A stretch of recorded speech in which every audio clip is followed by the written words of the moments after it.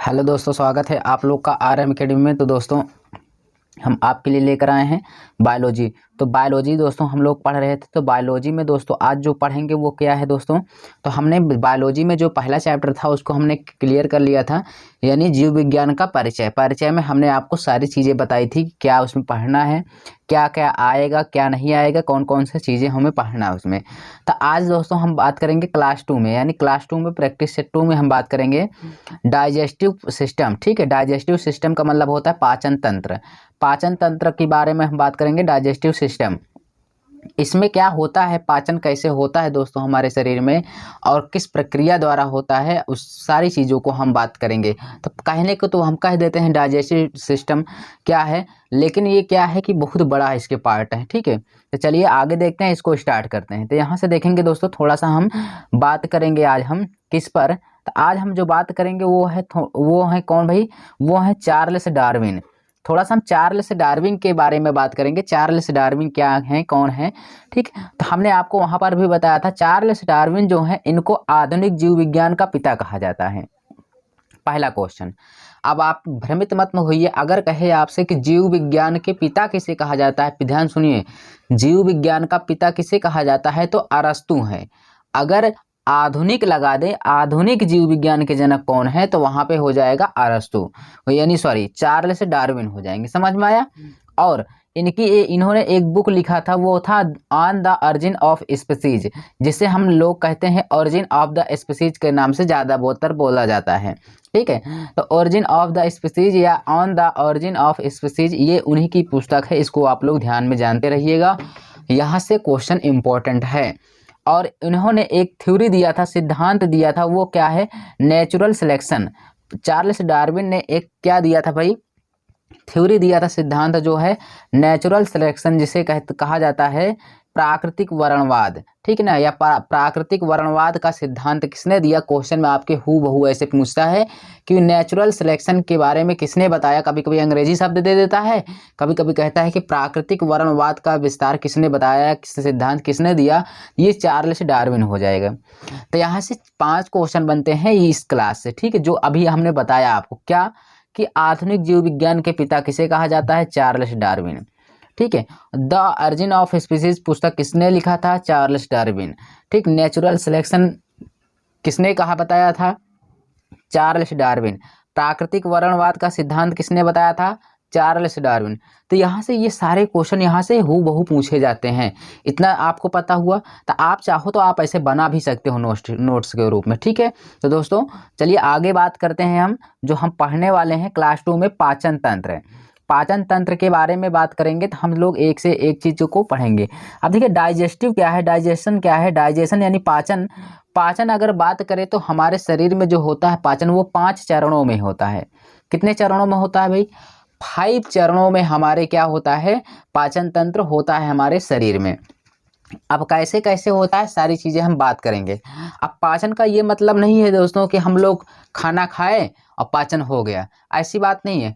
पाचन करने के लिए आप क्या करते हैं, हम लोग खाना को खाते हैं। तो पाचन का मतलब क्या है, अगर मान लो थोड़ी देर आपसे पूछ ले कि पाचन का अर्थ क्या है, अगर पाचन ना हो तो क्या नहीं काम चलेगा, बिल्कुल नहीं चलेगा।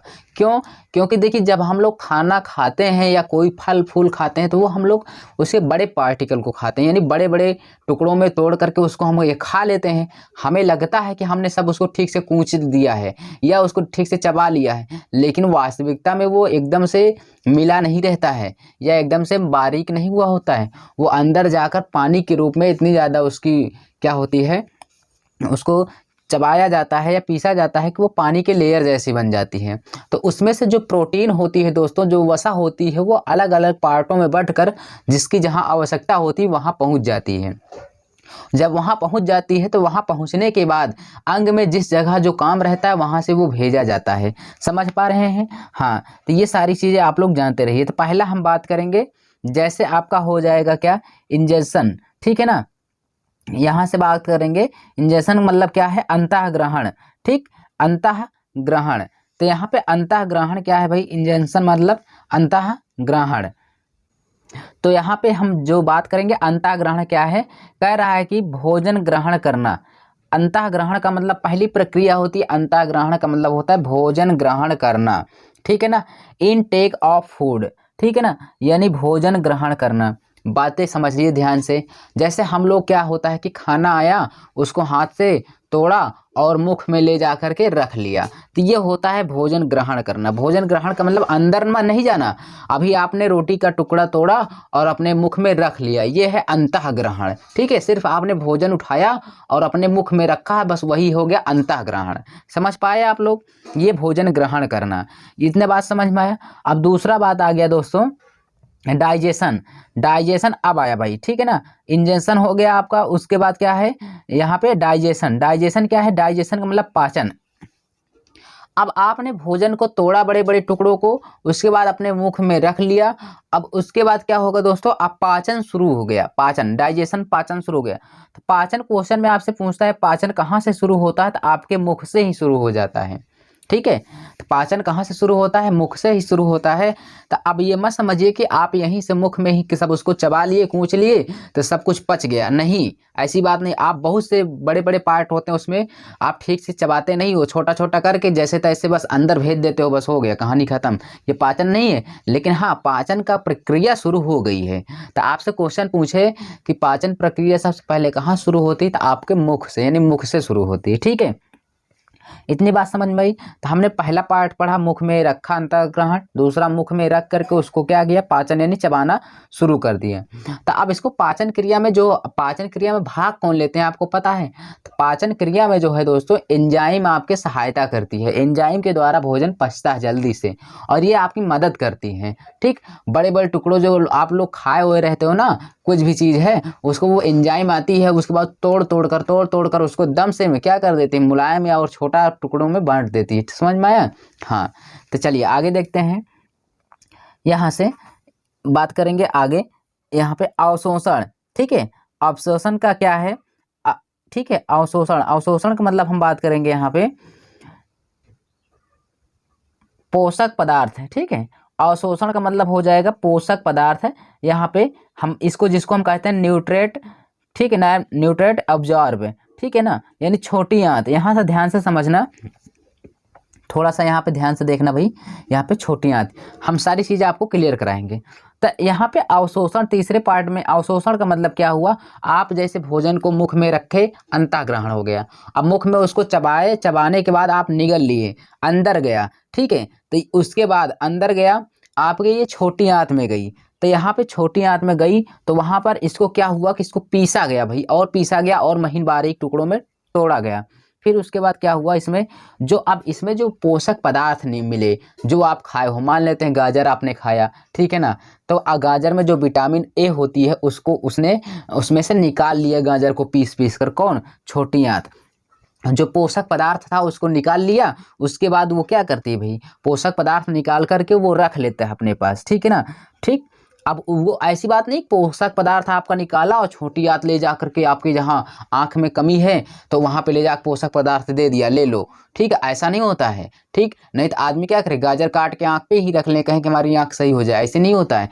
पोषक पदार्थ आपने खाया, ठीक है, और ये छोटी आंत में गई, उसमें पीसने के बाद जो जो उसमें पोषक पदार्थ या तत्व या विटामिन है उसको अपने पास रख लेती है छोटी आंत। ठीक, अब क्या होता है, अब उसके बाद चौथे नंबर पर आता है स्वांगीकरण। ठीक है ना, एसिमिलेशन। ठीक है, एसिमिलेशन का मतलब क्या होता है, स्वांगीकरण।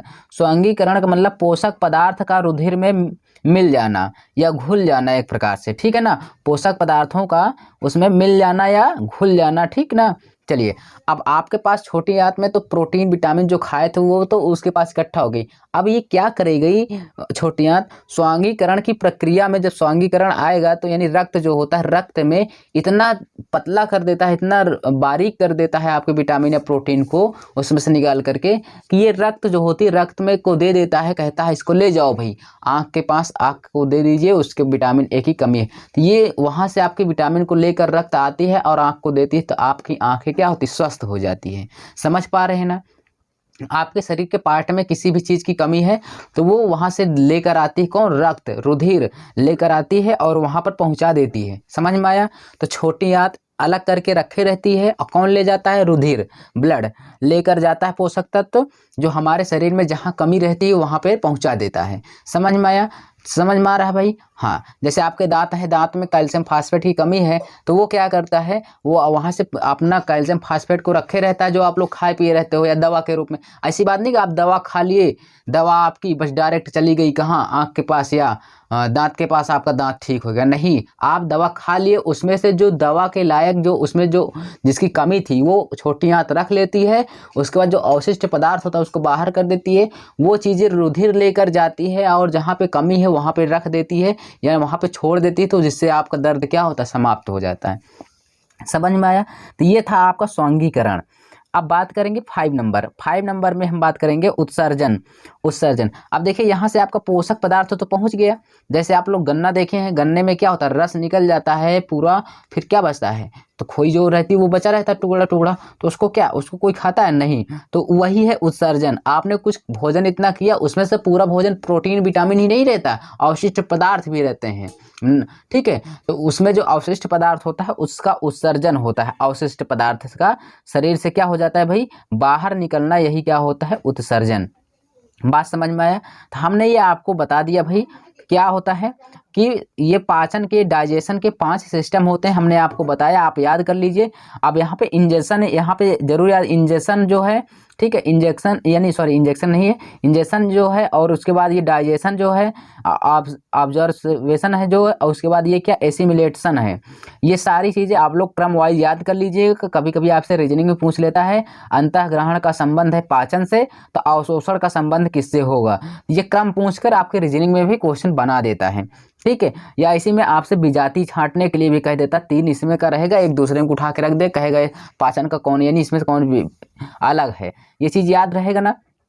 चलिए आगे हम बात करेंगे हम दोस्तों, तो ये दोस्तों हम लोग बात करें क्या है कि पाचन, पाचन में ये 5 चरण होते हैं। पाचन में अगर बात करी जाए तो पाचन में जो हमारे 5 चरण होते हैं, ये पांचों चरण होते कहाँ हैं, तो ये जो पांचों चरण होते हैं ये भाई ये एलिमेंट्री कैनल में होते हैं।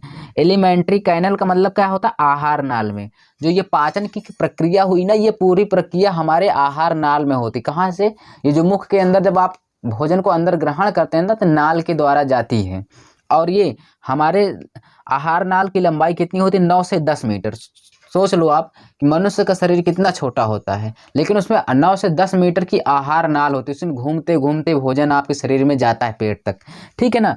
तो ये क्वेश्चन याद कर लेना, पूछता है कि आहार नाल की लंबाई कितना है, 9 से 10 मीटर है और इसकी लंबाई, ठीक है। अब बात करें कि आहार नाल को अंग्रेजी में एलिमेंट्री कैनल, इसलिए मैं अंग्रेजी नाम लिखा हूं क्योंकि ये क्वेश्चन दोस्तों पेपर में नाम से भी पूछ लेता है, ठीक। अब बात करते हैं जो आहार नाल है भाई, आहार नाल ये कहाँ से शुरू है और कहाँ पर ख़त्म है।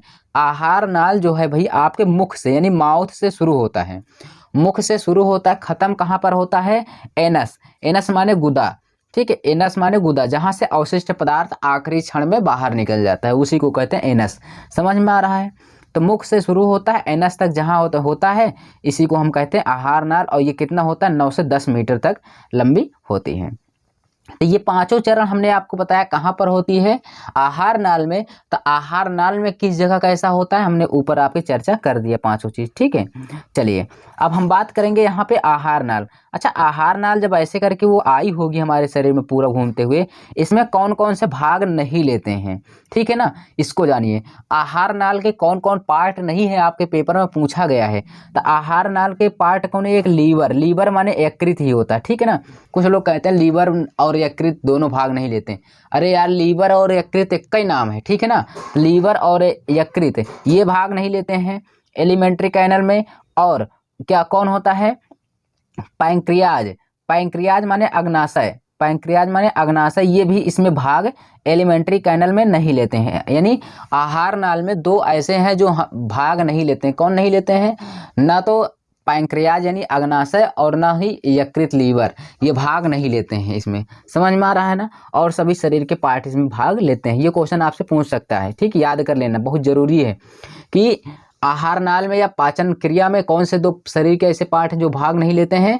तो ये यकृत हो जाएगा और अग्नाशय हो जाएगा, ठीक। चलिए अब यहाँ से हम बात करते हैं गाल ब्लैंडर। गाल ब्लैडर जिसे पित्ताशय बोलते हैं, ये भी एलिमेंट्री कैनल आहार नाल में भाग नहीं लेता। तो यानी ये शरीर के 3 पार्ट ऐसे हैं जो क्या पाचन में भाग नहीं लेते हैं। एक यकृत और लीवर, लीवर में ही गाल ब्लैडर होता है। गाल ब्लैडर का मतलब पित्ताशय जो होता है, पित्त को स्रावित करता है, ठीक है ना। हाँ, ध्यान से देखिए, पित्त को स्रावित यकृत करता है, ठीक है, मैं यहाँ बता दे रहा हूँ, आगे फिर बताऊंगा। पित्त का स्राव कौन करता है? यकृत। लेकिन पित्त कहाँ इकट्ठा होता है? तो पित्ताशय में इकट्ठा होता है। बात समझ में आ रहा है ना? ये चलिए, अब ये सब सारी चीजें बाद में बताऊंगा। पित्त का रंग कैसा होता है? पीला होता है, क्षारीय होता है, ये सारी चीजें तब बताऊंगा जब पढ़ाऊंगा तब, ठीक है। इतनी बातें क्लियर। ये सारे क्वेश्चन आपके यहाँ से बन सकते हैं, मैं फिर से आपको बता दे रहा हूँ, आप लोग इसको देख लीजिए तब हमसे यहाँ पे समझिए। देखिए, फिर से मैंने बताया कि आहार नाल जो है, आहार नाल में 3 चीज़ें भाग नहीं लेती हैं। कौन? एक यकृत लीवर, एक अग्नाशय, एक कौन गाल ब्लैडर यानी पित्ताशय, एलिमेंट्री कैनल भाग नहीं लेते हैं, ठीक है ना। हाँ, अब देखिए आगे चलते हैं दोस्तों। इसमें क्या है? आहार नाल के भाग। आहार नाल के भाग अभी हमने बताया कौन कौन भाग लेते हैं। तो मुख भाग लेता है, ग्रास नली भाग लेता है, अमाशय लेता है, छोटी आंत बड़ी आंत। फिर से आप लोग ध्यान देखिए, छोटी आंत बड़ी आंत भाग लेती है, ठीक है, आहार नाल में। अब मुख तो लेता ही है, बचा आपकी ग्रास नली। ग्रास नली से ही क्या होता है दोस्तों? वो तो जाता है ना, ठीक है। अरे ग्रास नली से ही तो जाता है भाई ईसोफंगस, ठीक है ना। हाँ, यहाँ से और जानिए, यहाँ पे ये माउथ हो गया, आपका स्टोमच हो गया, स्मॉल इंटेस्टिन हो गया, इंटेस्टाइन हो गया, और ये लॉन्ग इंटेस्टाइन, मतलब ये छोटी आंत बड़ी आंत। ये सारी चीज़ें आप लोग याद कर लेना भाई। यहाँ पे इतने पार्ट जो हैं शरीर में भाग लेते हैं, और कौन कौन भाग नहीं लेता है? यकृत नहीं लेता है, जिसे हम लीवर बोलते हैं, और कौन क्या कहते हैं उसको, और वो कौन था भाई? गाल ब्लैडर जिसे पित्ताशय बोलते हैं। यकृत, पित्ताशय, और एक था आपका वो कौन था भाई? पैंक्रियाज था, ठीक है ना। अग्नाशय वो भाग नहीं लेता। 3 लोग भाग नहीं लेते, जबकि ये तीनों इसमें भाग लेते हैं। समझ में आया? ये आपको दे देगा, कहेगा इसमें कौन भाग लेते हैं कौन नहीं लेते हैं, ये ऐसा भी क्वेश्चन बन सकता है। समझ में आया? आगे आइए हम बात करते हैं क्वेश्चन क्या क्या इसमें बन सकता है दोस्तों, इसको भी चर्चा करते हैं।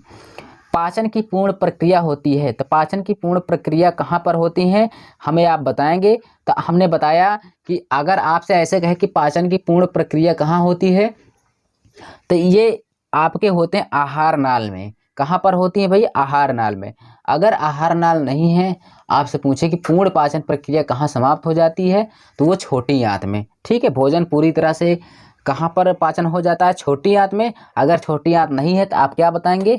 आहार नाल में, क्योंकि छोटी आंत भी कहाँ मिलती है? आहार नाल में ही तो मिलती है, तो वो आहार नाल में भी आ जाता है वो, ठीक है ना।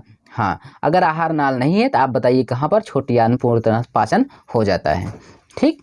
अब चलिए आगे देखते हैं, दूसरा क्वेश्चन क्या बना है। दूसरा क्वेश्चन बना है पाचन के क्रम में अंतःग्रहण के तुरंत बाद। अंतःग्रहण के तुरंत बाद हमने बताया था डाइजेशन आता है, जिसको आप पाचन, मुख में खाना उठाकर रख लेते हो, उसके तुरंत बाद क्या आता है? आप पाचन करते हो। पाचन कहाँ शुरू होता है? मुख से ही। अभी अभी हमने आपको बताया, ये देखिए यहाँ पे अंतःग्रहण के तुरंत बाद कौन सा आता है? पाचन। अभी आप लोग ऊपर पढ़े थे, ठीक। चलिए आगे देखते हैं, आहार नाल का भाग नहीं है। तो आहार नाल के कौन कौन भाग नहीं, पेपर में ऐसे आएगा। अभी 3 हमने बताया था, यकृत है, पित्ताशय है, अग्नाशय है। 3 लोग हैं जो भाग नहीं लेते हैं। समझ में आ रहा है? आगे ठीक है दोस्तों।